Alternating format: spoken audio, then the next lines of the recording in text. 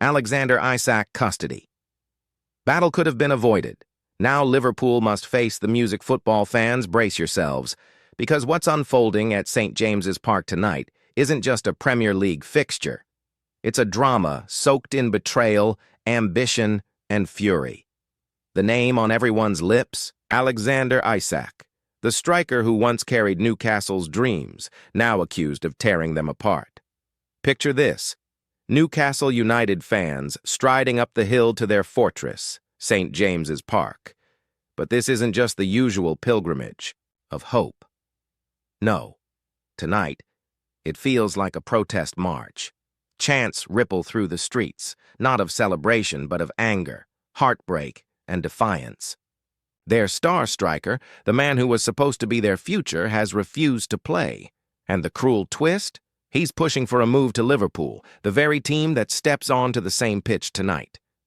What should have been a battle of footballing giants has become something darker, a custody war for one of Europe's deadliest forwards. The fans' fury. In the stands, emotions boil over. Some march past the food banks, showing the generosity that defines this community. Others stop at Alan Shearer's statue, nodding to the legend who openly condemned Isak's betrayal. Loyalty runs deep here, but now it feels shattered. They'll fill the Milburn stand and the Gallowgate, voices echoing like thunder, yet instead of uniting around their hero, they unite against him. Isak's name, once sung in triumph, now spat in anger. For Newcastle, it's not just rejection, it's humiliation. Why leave the Geordie dream? Pause and think. Who would ever want to leave the field of dreams that is St. James's? A cathedral of football, where thousands would give anything to wear the black and white. But loyalty, as painful as it sounds, is for fans, not players. Isak wasn't born here. He grew up in Stockholm.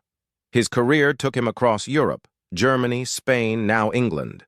At 26, the lure of Liverpool, with its history, its trophies, its Champions League ambitions, is irresistible.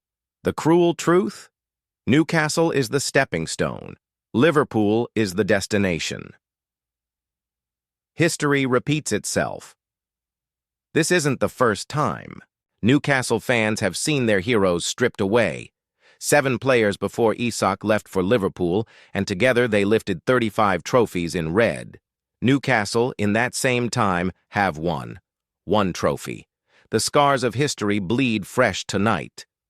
The Carabao Cup win over Liverpool last March was supposed to mark a turning point, a moment of pride. The program cover that day even showed Isak staring down Mohamed Salah. The prophecy was clear. These two belonged on the same stage. Only, now, Salah's teammate might just be Isak himself. Why Liverpool wants him? Liverpool know the truth. Isak is built for greatness. The perfect striker, tall, quick, lethal, composed. A basketball player's frame with ballerina feet. Against elite defenses, he delivers. Against Alisson, against Donnarumma, against world champions, he scores. This isn't just about signing a striker. For Liverpool, it's about securing guaranteed silverware, and they're ready to smash records to do it. The custody battle intensifies, but Newcastle won't go quietly. The Isak saga has become toxic. Fans see him as a deserter. Social media rages with fury. He's been exiled, forced to train alone, as if already a stranger. Contrast that with Ebereki Eze's classy exit from Crystal Palace to Arsenal: tears, gratitude, respect. Isak, by comparison, is now the villain.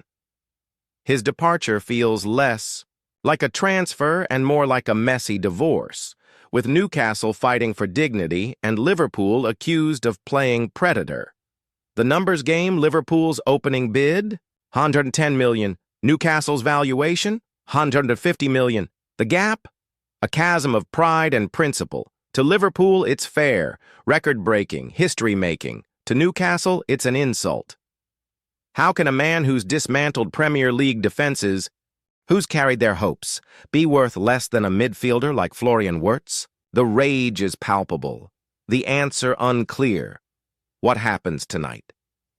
At St. James's Park, the match itself risks being overshadowed by the saga. Every chant, every banner, every roar from the terraces will be a verdict on Isak's loyalty. Even if he isn't on the pitch, his shadow looms larger than anyone else's. The atmosphere tonight won't just be electric, it will be poisonous. Liverpool walk into a cauldron, not just facing Newcastle's players, but their wounded pride. The hostility isn't just aimed at Isak, it's aimed at them, the would-be thieves. The road ahead. By 10 p.m., when fans pour out of the stadium, their fury may only have deepened. Newcastle say they hope to reintegrate Isak if no deal happens. But can you really put a broken heart back together? Some believe time will heal, that goals will silence boos. But tonight feels different. Tonight feels final. Newcastle fans don't just want him gone, they want him gone on their terms. And so the Premier League waits. Will Liverpool return with a bigger bid? Will Newcastle stand firm? Or will this saga end in the most bitter of compromises because, make no mistake, this isn't just about football anymore. It's about pride, loyalty, betrayal, and ambition colliding on the biggest stage. And as the chants echo across Tyneside, one truth rings louder than all the rest. Alexander Isak may never be forgiven.